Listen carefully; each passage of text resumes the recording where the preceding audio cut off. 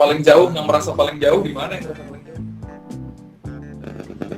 Dari Batam. Ketik aja, ketik, boleh diketik. Wow, ada yang dari Kalimantan. Gue berharap ada yang dari Uruguay sih. Dari NTB, woi, halo NTB. Batam juga ada, halo Batam. Halo Mas. Tangsel, wow, jauh sekali. Tangsel. Oke, kebetulan gue sendiri dari Depok, cukup jauh. Lo harus melewati 2 perbatasan dulu kalau mau ke Depok, kalau dari sini. Tapi thanks banget nih yang udah pada ikutan. Gue apresiasi sekali karena udah mau ikutan tryout ini, dan mudah-mudahan nanti setelah ini bisa mendapatkan insight yang baik dari kita, ilmunya bermanfaat. Dan jangan lupa di-share ya. Jadi maksudnya apa yang kalian dapetin hari ini akan lebih berkah kalau kalian share sih ke teman-teman kalian, ke orang-orang yang tertarik sama dunia FSRD gitu, yang mau masuk ke FSRD terutama. Jangan pelit-pelit untuk di-share karena ilmu tuh nggak ada batas. Kalau misalnya kalian yang share, kalian nggak akan bisa mendapatkan esensi dari ilmu tersebut gitu. Dan kalau kata Ustadz mah, sampaikanlah walau cuma 1 bait, terus satu ayat ya. Oke, ini gue udah perkenalan. Habis ini ada yang mau perkenalan juga, sekaligus mau ngasih kalian open quiz, yaitu Kak Satria Prabawa, CEO dari Bintang Merah. Jadi buat yang pengen tahu nih di Bintang Merah siapa sih nih yang hierarkinya yang paling tinggi ya. Hierarki yang paling tinggi ya beliau lah orangnya. Ya, untuk Kak Satria mungkin boleh menyampaikan beberapa kalimat dan ya dipersilakan. Halo. Apa gue katanya?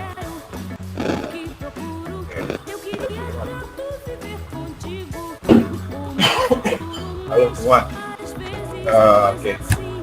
Mungkin yang belum pernah ikut tryout, gue mau menyampaikan hal yang agak cerita sebelumnya, bahwa kali ini sekarang adalah mostly mungkin dari kelas 12 ya, kelas SMA, mana pengen masuk ke FSRD ya. Salah satunya, mungkin salah satu opsinya adalah FSRD atau memang pokoknya FSRD. Tapi nanti saya punya opsi lain. Tapi saya juga pernah dulu menjadi kalian gitu, di mana saya pernah kelas 3 SMA pengen masuk FSRD IPB, dan itu adalah satu momen yang mungkin cukup berat, cukup menantang dalam hidup saya, karena selain mungkin tugas akhir, selain mungkin dari berat-beratnya ditinggal sama orang tua misalnya kayak gitu, sama pacar mungkin kayak gitu, tapi kelas 3 SMA itu mau masuk FSRD adalah satu titik yang memang perlu dikenang perjuangannya gitu. Karena di satu sisi kalian harus belajar pakai otak kiri, di satu sisi lagi kalian pakai otak kanan gitu. Mana yang otak kiri harus belajar mikir, sementara otak kanan itu ini tipsnya buat kalian semua adalah kalian harus banyak-banyak menikmati hidup dan harus banyak-banyak main sebenarnya. Balance antara kedua itu adalah suatu kewajiban yang memang harus tidak kalian usahakan. Dan terkait sama pengembangan pertahanan, selain bermain adalah kalian harus banyak wawasan, kalian harus banyak daydreaming gitu misalnya, kalian harus banyak melihat dari segala sisi, kalian mungkin harus banyak ngobrol juga sama orang tua kalian. Kalian itu adalah sumber di mana kalian belajar kayak gitu, dan mungkin jadi satu yang penting banget di saat kalian kelas 3 ini kan kalian harus belajar ya. Dan belajar itu mau nggak mau harus melalui 3 aspek yang harus kalian perhatikan secara visualitas. Satu adalah pikiran, karena pikiran itu adalah sumber cara kita untuk menyelesaikan solusi gitu ya. Kayak misalkan kalian harus belajar TPS misalnya, kalian harus belajar teknik perspektif, kalian harus belajar anatomi, kalian harus belajar gestur dan lain-lain. Ya itu adalah such a pain in the ass gitu ketika kelas 3 ini berjalan. Memang yang paling jelas terlihat susahnya adalah ketika belajar, tapi sebenarnya itu nggak akan menjadi sesuatu yang susah ketika kalian udah bisa menguasai poin kedua dan ketiganya. Tadi poin pertama adalah pikiran, poin keduanya adalah hati, di mana hati itu kalian harus bisa maintain untuk bisa menyukai subjek yang kalian pelajari. Kayak salah satu gambar adalah mulai dari hal-hal yang paling kalian sukai. Kayak kalian suka gambar karena kalian pengen bikin manga gitu misalnya. Ya udah, dari manga yang paling kalian suka, misalnya Naruto, misalnya One Piece, misalnya Alice in Borderland gitu misalnya, atau apapun, mulailah dari sana. Dan dari situ kalian bisa enjoy dan bisa makin curious, makin bisa nurturing passion kalian di situ. Dan ketiga, tadi pikiran, terus kedua adalah hati, dan ketiga adalah jiwa kalian yang harus kalian maintain. Kebayang kalau misalkan kalian itu lagi belajar dalam kondisi yang stres, atau secara terpaksa, secara lagi ada tekanan dari luar, kayak misalnya di sekolah nih bikin kalian suruh buat jadi obsesif banget sama si kampus kalian gitu, sekarang jadi stres tuh. Apalagi kelas 1, kelas 2, kelas 3 nggak pernah belajar sebelumnya gitu. Tapi kan kelas 3 ini mesti belajar gitu untuk kampus impian kalian. Pasti semua pernah mengalami fase itu gitu ya. Tapi atau tidak belum lewat, tapi seenggaknya jiwa kalian ini akan bisa diimbangi dengan bagaimana kalian bisa ada purpose gitu, ada purpose yang kalian capai. Di antaranya adalah untuk bisa dan kalian walaupun tidak ada itu tuh panas. Mungkin kalian mau mempelajari ilmu itu based on purpose yang lebih besar lagi for the greater good gitu. Kayak gue pengen belajar karena suatu saat pengen jadi desainer karena bisa menginspirasi banyak orang. Gue pengen jadi desainer atau gue pengen jadi desainer, gue pengen bisa menyaksikan karena melihat kondisi sekarang ini. Pada akhirnya gue mengaktualisasikan diri di kehidupan, pengennya banyak amalnya nih, banyak orang kayak gitu. Intinya semakin gede purpose kalian, ya mungkin kalau misalnya dari segi agama kalian harus melibatkan Tuhan lah gitu. Banyaklah berdoa, banyaklah juga sama Tuhan yang kalian percayai. Dan di situ adalah ketika kalian tiga-tiganya dikuasai gitu, menguasai antara pikiran, hati dan jiwa, insya Allah nyaman gitu. Kalau belajar ini kalian harus pikir, kalian harus suka sama subjeknya, tidak kalian harus punya purpose. Oke. Dalam kalian lagi mencoba untuk meraih cita-cita ini, yang pasti ada keberhasilan dan ada kegagalan. Kalau misalnya keberhasilan itu yang pasti akan ketika kalian nanti masuk ke dalam kampus kalian ini kayaknya dia gitu insya Allah luar kampus luar negeri dimanapun, yang pasti itu akan menyenangkan tapi bukan purpose hidup kalian. Itu sesuatu sementara, dan kayak gue dulu ketika gue masuk ITB gue senang banget pertama, tapi ya udahan kayak normal-normal aja gitu. Kayak gak usah terlalu excited, tapi juga bersyukur. Intinya kalian bersyukur kalian berhasil, dan kalau misalnya kalian gagal nanti jangan terlalu larut dalam perjalanan itu, karena udah mau kegagalan, mau itu bencana, mau itu musibah, jika kalian bisa dan kegagalan ke bencana atau musibah itu sebenarnya adalah reward dari Allah, dari Tuhan yang kalian percayai. Karena apa? Itu dalam kondisi kalau misalkan kalian bisa melewati itu, nanti positifnya pas dan itu adalah reward dari hanya di sana.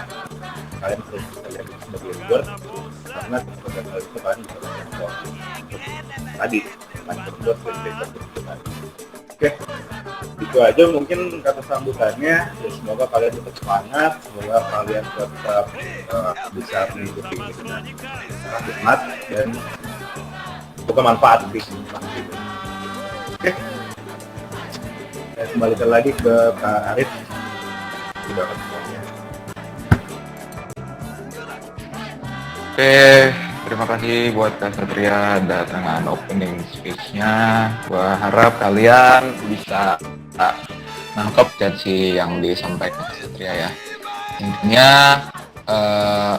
kita harus bisa untuk berusaha, kita harus punya kemauan untuk berusaha.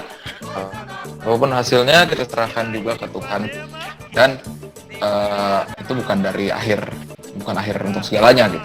Mau berhasil, mau gagal, ya kalau gagal coba lagi mungkin, atau bisa nyari alternatif lain. Tapi kalau berhasil, itu juga bukan akhir dari segalanya, karena perjuangannya masih panjang. Oke? Nah, setelah ini, sebelum kita masuk ke pembahasan, oh iya, semuanya udah pada tahu ya kalau yang kita bahas itu nggak semuanya, karena terlalu banyak dan pasti bakal makan waktu banget. Kita cuman akan memilih beberapa karya, dan karya-karya yang kita pilih nanti itu bukan karya-karya yang menurut kami paling baik, nggak. Justru kami mau kasih lihat ke kalian karya-karya seperti apa, karena ada penilaian, poin-poin penilaiannya nih kalau misalnya mau ngomongin ujian keterampilan SBMPTN gitu. Mungkin waktu itu yang pernah ikut tryout kita sebelumnya udah pada tahu si poin penilaiannya itu apa aja. Gue mau recap sedikit. Yaitu yang pertama adalah ketelitian atau analisa. Analisa apa? Analisa soal gitu. Kenapa? Itu yang pertama ya. Kedua itu adalah kreativitas dalam apa? Dalam menjawab soalnya terutama gitu. Lo bisa apa yang bisa lo lakukan dengan soal tersebut selain menjawabnya gitu. Yang ketiga itu adalah teknis itu berkaitan erat banget dengan skill gambar kalian bisa bikin ini, bikin itu, perspektifnya gimana, anatominya gimana, terus misalnya parsirannya seperti apa, itu pokoknya yang menyangkut dengan technical drawing itu masuknya ke poin nomor 3, yaitu teknis. Yang keempat itu adalah keselesaian. Nah, ini banyak nih dari kemarin-kemarin yang bingung, keselesaian tuh apaan sih sebenarnya Kak? Ya, kok saya merasa gambar saya udah selesai gitu. Nah, kan banyak ya sebenarnya arti maksudnya dari masing-masing kita mungkin bisa menerjemahkan beda-beda gitu keselesaian. Nah, cuman kalau untuk konteks belajar ujian menggambar, itu keselesaian yang dimaksud lebih ke ada hubungannya sama ketiga poin yang tadi udah gue jelasin. Ada hubungannya dengan kreativitas, ada hubungannya dengan teknis, dan ada hubungannya sama analisa soal gitu. Pertama, kalian yang jelas secara teknis gambarnya udah penuh, udah terlihat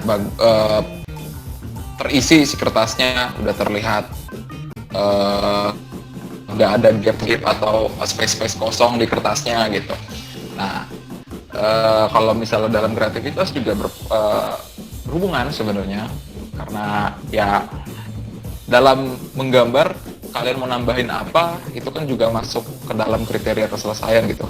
Makin banyak hal yang kalian tambahin dan makin relate dan membuat gambar kalian jadi lebih bagus, itu akan menambah poin keselesaiannya. Begitu juga analisa soal. Kenapa penting? Karena itu adalah core-nya gitu. Jadi keselesaian itu sama analisa soal juga berkaitan banget. Jadi kalau misalnya kalian udah berasa ide-ide kalian udah keren segala macem, tapi kalau misalnya justru soalnya sendiri nggak kalian garap dengan standar gitu ya, dengan standarnya itu, ya percuma gitu. Jadi semuanya itu sebenarnya saling berkaitan, si 4 poin itu. Gitu. Nah, yang mau kita bahas hari ini adalah karya-karya yang menurut kita itu kili atau mungkin yang mendominasi dari si 4 poin itu gitu. Jadi mungkin ada yang mewakili poin nomor 1, ada yang poin nomor 2, ada yang mewakili poin nomor 3 atau 4 gitu, atau mungkin ada yang cuman 2 poin atau di 3 poin, atau ada yang emang bagus banget yang menurut kita gitu. Atau mungkin ada yang harus atau bisa diperbaikin lagi gitu. Dan begitupun juga kalau kita ngomongin soal nomor 2 itu Still Life, itu juga bisa 4 itu sebenarnya cukup berlaku gitu. Walaupun di Still Life sendiri mungkin poin yang paling penting itu di nomor 1 sama nomor 3, yaitu analisa soal dan juga teknisnya gitu.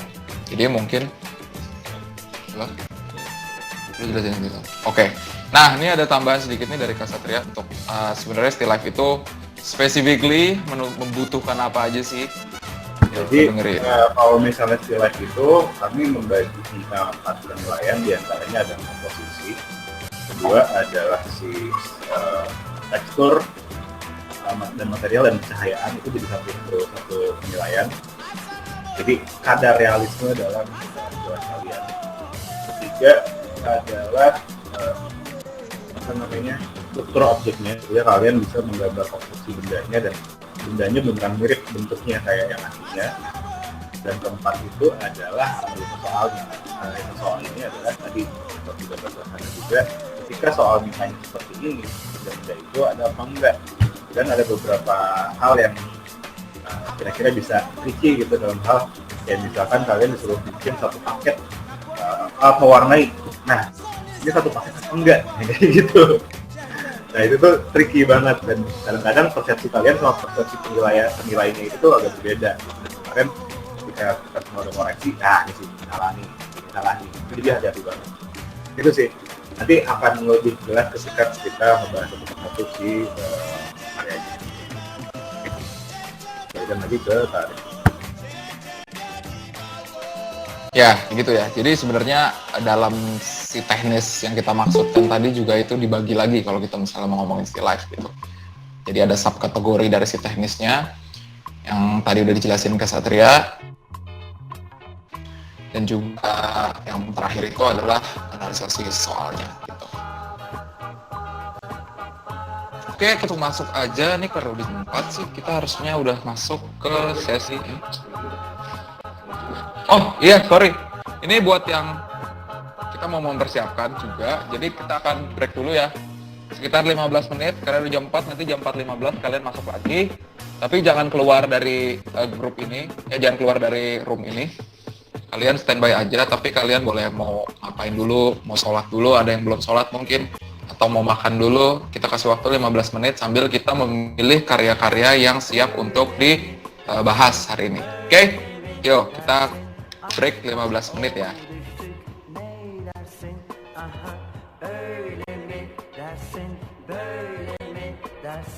Kaçsam da yine sevdiğim sensin, öyle mi